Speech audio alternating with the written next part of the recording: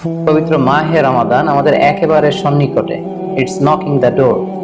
আল্লাহ রাসূল সাল্লাল্লাহু আলাইহি ওয়াসাল্লাম এবং সাহাবারা রমাদানুল মুবারক আসার 2 মাস আগ থেকেই কবে রমাদান মাস আসবে এজন্য ব্যাকুলতা প্রকাশ করতেন, উদ্গ্রীব হয়ে থাকতেন যে আমরা রমাদান পাবো কিনা, কখন রমাদান আসছে। এবং ওনারা পড়তেন আল্লাহুম্মা বারিক লানা ফি রজব ওয়া শাবান ওয়া বাল্লিগনা রমাদান। অর্থাৎ হে আল্লাহ, আপনি রজব এবং শাবান মাসে আমাদের বরকত দিন এবং রমাদান পর্যন্ত আপনি আমাদেরকে পৌঁছে দিন। আমাদের সালাফরা রমাদান আসার 6 মাস আগ থেকে, অর্থাৎ একটা বছরের 6 মাস ওনারা অপেক্ষা করতেন কবে রমাদান আসবে, উদ্গ্রীব হয়ে থাকতেন, ব্যাকুলতা প্রকাশ করতেন। আবার রমাদান মাস চলে যাওয়ার পরে বছরের বাকি 6টি মাস এ রমাদানে ওনারা যে সমস্ত ইবাদত করেছেন সেগুলো আল্লাহ তাআলা কবুল করলো কিনা এ নিয়ে পেরেশানিতে থাকতেন। বাকি 6 মাস দোয়া করতেন যে আল্লাহ, এই রমাদানে যে সমস্ত ইবাদত আমরা করেছি এগুলোকে তুমি কবুল করে নাও। এই পবিত্র মাসে আল্লাহ তাআলা আমাদের আল্লাহ সচেতনতা বৃদ্ধির জন্য এ মাসে আমাদের জন্য সিয়ামকে তিনি ফরজ করেছেন। আল্লাহ তাআলা ইরশাদ করছেন, ইয়া আইয়ুহাল্লাযীনা আমানু কুতিবা আলাইকুমুস সিয়াম কামা কুতিবা আলাল্লাযীনা মিন ক্বাবলিকুম লাআল্লাকুম তাত্তাকুন। অর্থাৎ ওহে বিশ্বাসীরা, সিয়ামকে এ রমাদান মাসে তোমাদের জন্য অবধারিত করা হয়েছে যেমনি ভাবে তোমাদের পূর্ববর্তীদের উপরও এই সিয়ামকে অবধারিত করা হয়েছিল, যাতে করে তোমরা আল্লাহ সচেতন হতে পারো। এই আয়াত থেকে বোঝা গেল এই পুরো রমাদানুল মুবারকে যে আমরা সিয়াম উদযাপন করি বা সিয়াম পালন করি, এই সিয়াম বা রোজা পালনের মূল উদ্দেশ্য বা প্রাইম অবজেক্টিভ হচ্ছে আল্লাহ সচেতন হওয়া। এই সিয়াম আমাদেরকে আল্লাহ সচেতন বানায়। এই সিয়াম আমাদের মধ্যে এই ফিলিংস, এই ভাবনা, এই চিন্তা বা এই চেতনাটা নিয়ে আসে যে আমরা এটা ভাবতে শুরু করি যে আল্লাহ ইজ ওয়াচিং মি, আল্লাহ ইজ অবজার্ভিং মি, আল্লাহ আমাকে দেখছেন। এই চিন্তাটাকে, এই সেন্সটাকে, এই ফিলিংটাকে ডেভেলপ করার জন্যই আল্লাহ তাআলা এই মাসে সিয়ামকে আমাদের উপর ফরজ করেছেন। এবং সেটাই আল্লাহ এই আয়াতের শেষাংশে বলছেন, লাআল্লাকুম তাত্তাকুন, যাতে করে তোমরা আল্লাহ সচেতন হতে পারো, যাতে করে তোমরা গড কনসিয়াস হতে পারো। আমরা যখন সিয়াম পালন করি আমরা তখন ক্ষুধার্ত, আমরা তৃষ্ণার্ত, ঘরের ভেতরে আমরা চাইলে কেউ নেই, কেউ আমাকে দেখছে না, আমি চাইলেই খেয়ে ফেলতে পারি, আমি চাইলেই কিন্তু পান করে আমার তৃষ্ণা মেটাতে পারি, কিন্তু আমি খাচ্ছিও না, পানও করছি না, কারণ আমি এটা ফিল করি যে কেউ দেখে না কিন্তু আল্লাহ দেখে। পৃথিবীর কেউ আমাকে দেখছে না, দরজা বন্ধ করে, জানালা বন্ধ করে, ফ্রিজ থেকে ঠান্ডা পানি বের করে, শরবত বের করে আমি কিন্তু ঘরের ভেতরে যখন একা একা থাকি আমি খেয়ে আমার তৃষ্ণা নিবারণ করতে পারি। কিন্তু এটা আমরা কেউই করি না, কারণ আমরা ফিল করি যে পৃথিবীর কেউ যদি নাও দেখে, আল্লাহ সুবহানাহু ওয়া তাআলার চোখকে কিন্তু আমরা ফাঁকি দিতে পারছি না। হি ইজ ওয়াচিং মি, তিনি আমাদেরকে দেখছেন। তাহলে সম্মানিত দিনী ভাই এবং বোনেরা, এই সিয়াম আমাদের মধ্যে আল্লাহ কনসিয়াসনেস, আল্লাহ সচেতনতা এটা ডেভেলপ করে। পাশাপাশি সিয়ামের মাধ্যমে আমরা আমাদের প্রবৃত্তির উপর নিয়ন্ত্রণ অর্জন করি। গোটা বছর প্রবৃত্তি আমাদেরকে নিয়ন্ত্রণ করে, সারা বছর প্রবৃত্তি আমাদের উপর জিতে, আর আমরা এই রমাদান মাসে প্রবৃত্তির উপর জয়লাভ করি। যেমন পুরো বছর ব্যাপী আমার যখন ক্ষুধা লাগে আমি খাই, তৃষ্ণার্ত হলে পানি পান করি, আমার কামনা জাগলে সেই কামনা আমি পূরণ করি। কিন্তু রমাদানে ক্ষুধা লাগলে কিন্তু আমরা খাই না। তৃষ্ণায় গলা ফেটে যাচ্ছে, তৃষ্ণায় গলা কাঠ হয়ে যাচ্ছে, কিন্তু এক ফোঁটা পানি আমি পান করছি না। সিয়াম পালন করা অবস্থায় দিনের বেলা আমরা যারা বিবাহিত, আমাদের স্ত্রীদের সাথে অন্তরঙ্গ মুহূর্ত আমরা কাটাচ্ছি না। তার মানে আমার যেটা মন চাচ্ছে, আমার যেটা ডিজায়ার, আমার যেটা ডিমান্ড, সেটা আমি ফুলফিল করছি না, অর্থাৎ আমার প্রবৃত্তিকে আমি নিয়ন্ত্রণ করি। তাহলে সিয়াম পালনের মাধ্যমে প্রবৃত্তিকে কিভাবে কন্ট্রোল করা যায়, প্রবৃত্তিকে কি করে নিয়ন্ত্রণ করা যায়, এটা আমরা শিখি। সারা বছর প্রবৃত্তি আমাদের উপর জয়লাভ করে, আর এই সিয়ামের মধ্যে দিয়ে কেমন যেন রমাদানে আমরা প্রবৃত্তির উপর জয়লাভ করি, আমাদের কাছে প্রবৃত্তি হেরে যায়, জিতে যায় আমাদের আল্লাহ তাআলার প্রতি আস্থা এবং ভালোবাসা। এই সিয়ামের আরো একটি শিক্ষণীয় বিষয় হচ্ছে, এই সিয়াম আমাদেরকে সংযমী বানায়, রেস্ট্রেইনড বানায়। আমরা চাইলেই রোজা পালন করা অবস্থায় যা মনে চায় তা করতে পারি না। এবং সহিহ বুখারীর বর্ণনায় আল্লাহর হাবিব সাল্লাল্লাহু আলাইহি ওয়াসাল্লাম আমাদেরকে শিখিয়েছেন যে কেউ যখন রোজা রাখে সে যেন অশ্লীল কথা না বলে, রোজা রেখে সে যেন কাউকে গালি না দেয়। এমনকি কেউ যদি তাকে গালি দেয় অথবা কেউ যদি তার সাথে ঝগড়া লাগতে আসে, সে যেন বলে ইন্নী ইমরুউন সাইম, অর্থাৎ আই এম ফাস্টিং, আমি রোজাদার, আমি রোজা পালন করছি। রোজা পালন করা অবস্থায় আমার পক্ষে অশ্লীল কথা বলা, ঝগড়া করা, কোনো বাক বিতণ্ডায় জড়ানো সম্ভব না।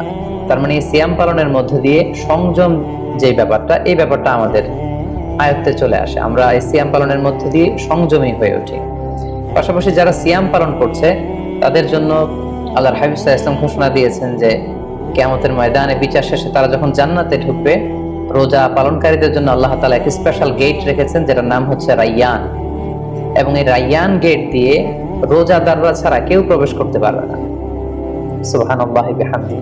আর একবার এই রাইয়ান দরজা দিয়ে যে ব্যক্তি ঢোকার সুযোগ পাবে জান্নাতে, he will never be thirsty again, সে কখনো আর তৃষ্ণার্ত হবে না, চিরকালের জন্য তার গলা থেকে তৃষ্ণা হারিয়ে যাবে।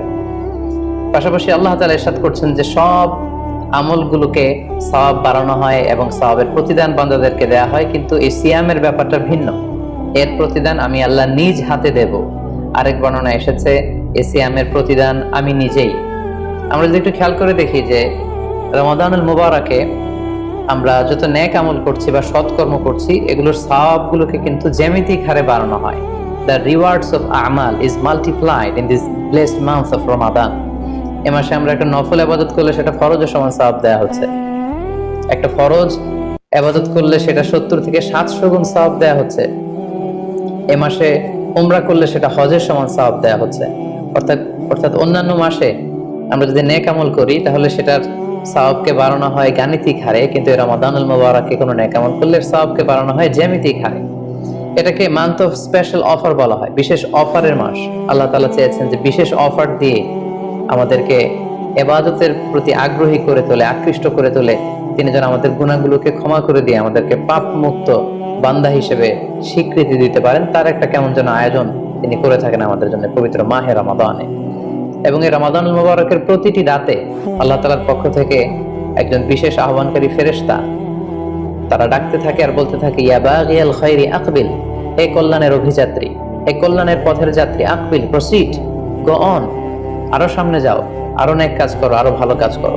ইয়া বাগিয়াশ শাররি আকসির, হে পাপের পথের যাত্রী, আকসির, স্টপ, থেমে যাও, অনেক হয়েছে, আর না, আর অন্যায়ের দিকে ধাবিত হয়েও না। এটা প্রতি রাতেই, রমাদানের প্রতিটি রাতেই এই আহ্বান করা হয় যে হে কল্যাণের পথের যাত্রী, ভালো কাজ করতে থাকো, হে অকল্যাণের পথের যাত্রী, এখনই থেমে যাও, আর সামনের দিকে আগ বাড়িও না। এবং এই বরকতপূর্ণ মাস পেয়েও যারা আল্লাহ তাআলার ক্ষমা পায়নি, রাসূল সাল্লাল্লাহু আলাইহি ওয়াসাল্লাম তাদের জন্য ভয়ঙ্কর ওয়ার্নিং দিয়েছেন, হুঁশিয়ারি দিয়েছেন, গভীর হুঁশিয়ারি তিনি বর্ণনা করেছেন। মসজিদে নববীতে আল্লাহ রাসূল সাল্লাল্লাহু আলাইহি ওয়াসাল্লাম একবার মিম্বারের প্রথম ধাপে পা রেখে বললেন আমিন, দ্বিতীয় ধাপে পা রেখে বললেন আমিন, তৃতীয় ধাপে পা রেখে বললেন আমিন। সাহাবারা জিজ্ঞেস করলেন, ইয়া রাসূলুল্লাহ, তিনবার কেন আমিন বললেন? আমরা তো বুঝতে পারলাম না। আল্লাহ রাসূল সাল্লাল্লাহু আলাইহি ওয়াসাল্লাম তখন বললেন যে এইমাত্র জিবরিল আমার কাছে এসে আমাকে শুনিয়েছে যে ব্যক্তি রমাদানুল মুবারক পেয়েও ইবাদতের মাধ্যমে আল্লাহর ক্ষমা পেল না, সে দুর্ভাগা, সে হতভাগা। আমি তখন বলেছি আমিন। তারপর জিবরিল বলল যে মা বাবা উভয়কে পেয়ে তাদেরকে সন্তুষ্ট করার মধ্য দিয়ে যারা আল্লাহর জান্নাতকে হাসিল করতে পারলো না তারা দুর্ভাগা, হতভাগা। আমি বলেছি আমিন। তৃতীয় পর্যায়ে জিবরাইল বলেছে যে হে নবী, আপনার নাম শুনবার পরেও যে আপনার উপর দুরূদ পাঠালো না, অর্থাৎ সাল্লাল্লাহু আলাইহি ওয়াসাল্লাম বলল না, সে দুর্ভাগা, সে হতভাগা। তখন আমি বলেছি আমিন। সম্মানিত শুধু এই হাদিস থেকে আমরা বুঝতে পারি যে যারা রমাদান পেয়ে আল্লাহর প্রিয় ভাজন বান্দা হতে পারলো না, আল্লাহর কাছ থেকে ক্ষমার ঘোষণা পেল না, তাদের চেয়ে দুর্ভাগা এবং হতভাগা আর কেউ হতে পারে না। তাই যেহেতু রমাদান আমাদের একেবারে সন্নিকটে, আর মাত্র 2 দিন পরে এই পবিত্র মাস আমাদের মাঝে আগমন করবে, তাই আমাদের উচিত এই মাসটাকে ভাব গাম্ভীর্যের সাথে উদযাপন করা, to take the best out of this blessed month, যত বেশি পরিমাণে সম্ভব নেক কাজ করে আল্লাহ তাআলার ক্ষমাপ্রাপ্ত বান্দাদের অন্তর্ভুক্ত হওয়ার চেষ্টা করা। আমরা যদি এই মাসকে উদযাপনের জন্য এখন থেকে একটা প্ল্যান করি বা প্রোগ্রাম করি এবং সেটার আলোকে যদি পুরো মাসটি আমরা পরিচালনা করবার চেষ্টা করি, তাহলে আশা করি খুবই ফ্রুটফুল ওয়েতে এই যে অফার দেওয়া হয়েছে, স্পেশাল অফার, এই অফারগুলোকে আমরা কাজে লাগাতে পারবো এবং বেশি বেশি ইবাদত করে আল্লাহ তাআলার প্রিয় ভাজনদের অন্তর্ভুক্ত হতে পারবো। এই পৃথিবীতে আমরা যখন কোনো বিজনেস রান করি, নিশ্চয়ই তার আগে একটা প্ল্যান করি, একটা প্ল্যান সাজাই। বড় কোনো প্রজেক্ট যখন আমরা হাতে নেই, আমরা একটা প্রজেক্ট প্ল্যান দাঁড় করাই এবং সেটার আলোকে আমরা সেই প্রজেক্টটাকে রান করবার চেষ্টা করি। তাই আর যেহেতু মাত্র 2 দিন বাকি, আমরা যদি এখন থেকেই একটি প্ল্যান করি বা একটি পরিকল্পনা সাজাই, হতে পারে এটা লিখিত পরিকল্পনা কিংবা অ্যাটলিস্ট নিজের সাথে নিজের বোঝাপড়া যে আমি এই কাজগুলো রমাদানে করতে চাই, এগুলো করতে চাই না, ডুজ এন্ড ডোন্টস গুলোকে আমি মেনে চলতে চাই, যেগুলো করা উচিত এগুলো আমি বেশি বেশি করব, যেগুলো থেকে দূরে থাকা উচিত এগুলোর ব্যাপারে আমি সাবধান থাকবো। অ্যাটলিস্ট মনের সাথে মনে একটা বোঝাপড়া অথবা কাগজে লিখে আমাদের একটি পরিকল্পনা করা উচিত। সো এ পর্যায়ে এই রমাদান কেন্দ্রিক আমরা কি ধরনের পরিকল্পনা করতে পারি এবং সেই পরিকল্পনায় কোন কোন বিষয়গুলো স্থান পেতে পারে বলে আমি মনে করি, সেগুলো আপনাদের সাথে সংক্ষিপ্তভাবে শেয়ার করবো ইনশাআল্লাহ। প্ল্যান করার ক্ষেত্রে সর্বপ্রথম যেটা আমি বলবো, প্ল্যান করবার সময় অল্প প্ল্যান করুন এবং সেটা যতটুকু প্ল্যান আপনি করবেন সেটা নিয়মিত করবার চেষ্টা করুন। আমাদের অনেকের মধ্যে এমন একটা ভাব কাজ করে যে যেহেতু এটা অনেক রহমতের মাস, বরকতের মাস, মাগফিরাতের মাস, আবেগে তারা অনেক বেশি প্ল্যান করে ফেলে এবং সেই অনুযায়ী রমাদানের শুরুতেই সারা রাত তাহাজ্জুদ, সারাদিন ইবাদত, তেলাওয়াত, এরকম 2-4 দিন চলার পরে, কয়েকদিন যাওয়ার পরে সে আবেগটা ঝরে পড়ে, সে আবেগটাকে সে ধরে রাখতে পারে না। কারণ এমন প্ল্যান করা হয়েছিল যেটা রেশনাল ছিল না, যেটা হয়তো যৌক্তিক ছিল না বা বাস্তবসম্মত ছিল না। সো প্ল্যান করার ক্ষেত্রে আমার প্রথম পরামর্শ হচ্ছে অল্প প্ল্যান করুন এবং যতটুকু প্ল্যান করবেন সেটা পুরো রমাদান ব্যাপী, হোল দা মান্থ লং আপনি সেটাকে পালন করবার চেষ্টা করুন। কারণ আল্লাহ রাসূল সাল্লাল্লাহু আলাইহি ওয়াসাল্লাম বলেছেন, আহাব্বুল আমালি ইলাল্লাহি আদওয়ামুহা ওয়া ইন কাল্লা। আল্লাহ তাআলার কাছে সবচেয়ে প্রিয় আমল হচ্ছে সেটা যেটা মানুষ নিয়মিত করে, যেটা বান্দা রেগুলার বেসিসে করে, যদিও এটা পরিমাণে কম হয়। সো আপনি পরিমাণে যদি কমও করেন, সেটা যদি পুরো রমাদান মাস ব্যাপী একই ধারাবাহিকতায় আপনি ইবাদত করেন, তেলাওয়াত করেন, তাহাজ্জুদ করেন, জিকির আজকার করেন, সাদাকা করেন, দান করেন, এটার যদি একটা ধারাবাহিকতা থাকে, সেই ইবাদতটা আল্লাহ তাআলার কাছে বেশি প্রিয়। তাই প্ল্যানের ক্ষেত্রে আমার সর্বপ্রথম পরামর্শ হচ্ছে অল্প প্ল্যান করুন, স্বল্প পরিসরে প্ল্যান করুন, হাতে গোনা অল্প কয়েকটি বিষয়ের ব্যাপারে আপনি কনসার্ন হন এবং যতটুকু প্ল্যান করেছেন ততটুকু নিয়মিত বাস্তবায়ন করুন। প্ল্যানের ক্ষেত্রে সর্বপ্রথম যেটা আমি বলতে চাই সেটা হচ্ছে পুরো রমাদান মাসে সালাতের ব্যাপারে আমাদেরকে সর্বপ্রথম বেশি সচেতন থাকতে হবে। It's mandatory. 5 ওয়াক্ত সালাত যেন আমরা জামাতের সাথে আদায় করতে পারি, এই বিষয়টা খেয়াল রাখতে হবে। কোনো কারণে যদি জামাত ছুটেও যায়, কাজা যেন না হয়ে যায়। কারণ আমাদের যদি জামাত ছুটে যায়, সালাত যদি কাজা হয়ে যায়, তাহলে আপনার প্রোডাক্টিভিটি কমে যাবে। সো প্ল্যানের ক্ষেত্রে এখন থেকে আমাদের এটা মাথায় রাখতে হবে যে পুরো রমাদান জুড়ে আমরা 5 ওয়াক্ত সালাত জামাতের সাথে আদায় করব। কোনো কারণে জামাত যদি ছুটেও যায়, কোনো নামাজ যেন আমার কাজা না হয়ে যায়, এই ব্যাপারে আমরা সচেতন থাকবার চেষ্টা করব। 3 নম্বরে হচ্ছে কোরআন তেলাওয়াত করা।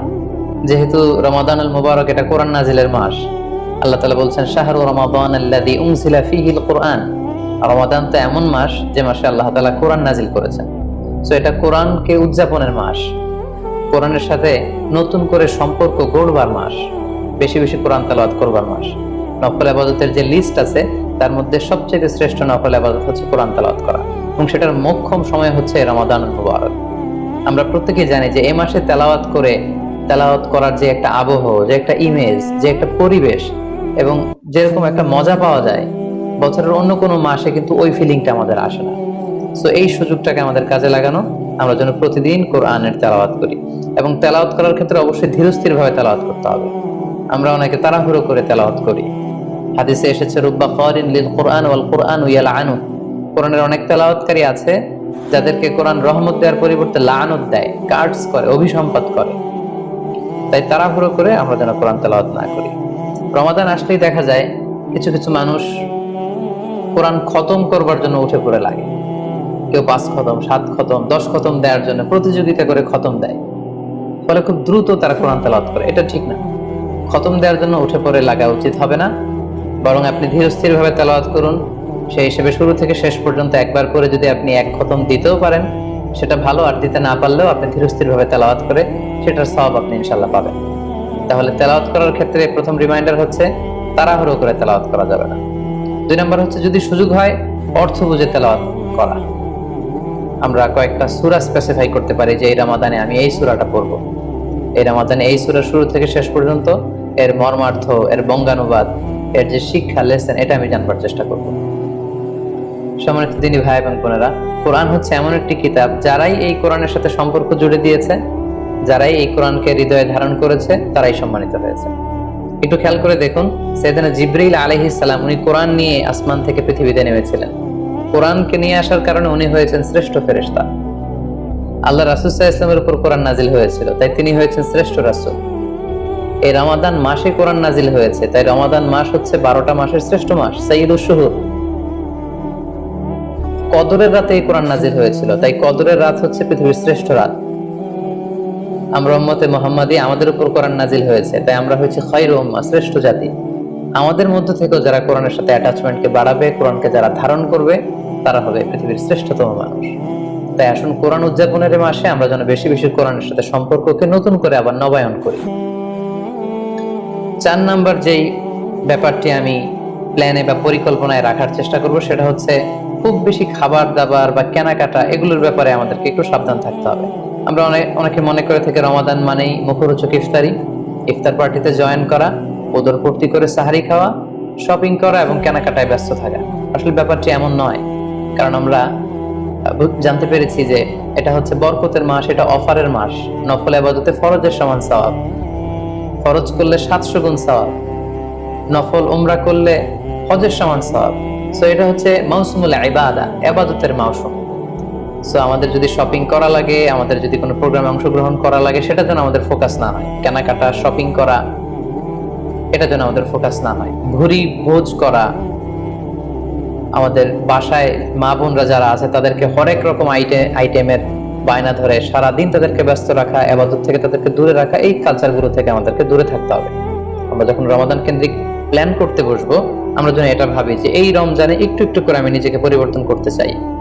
ভুরি ভোজ করা, ইফতার পার্টিতে বেশি বেশি যাওয়ার জন্য প্ল্যান করা, তারপর কেনাকাটা, শপিং, ঈদের শপিং এর জন্য সময় নষ্ট করা, এটা যেন আমাদের মূল ফোকাস না হয়। আমাদের মূল ফোকাস যেন হয় এটা ইবাদতের মাস, বেশি বেশি ইবাদত করে যেন আমরা আল্লাহর সন্তুষ্টি অর্জন করতে পারি। প্ল্যানের ক্ষেত্রে 5 নাম্বার যে পয়েন্টটি আমি বলবো সেটি হচ্ছে ইফতারির পূর্ব মুহূর্তে দোয়া করুন।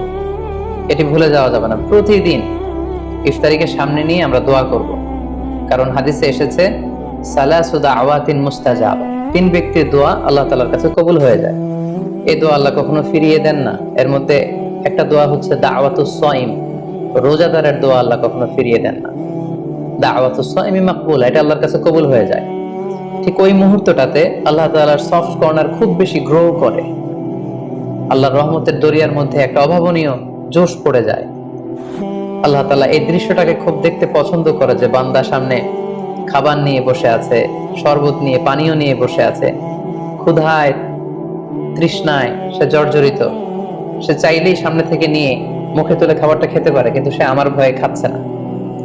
তখন আল্লাহ তাআলা এই দৃশ্যটা দেখতে বড্ড পছন্দ করেন। ঠিক এই মুহূর্তে আপনি যখন বুদ্ধি করে আল্লাহ তাআলার কাছে চাইতে শুরু করবেন, কায়মনো বাক্যে চোখের পানি ছেড়ে, আপনি চাইতে দেরি হবে, এই দোয়া আল্লাহ তাআলার কাছে কবুল হতে দেরি হবে।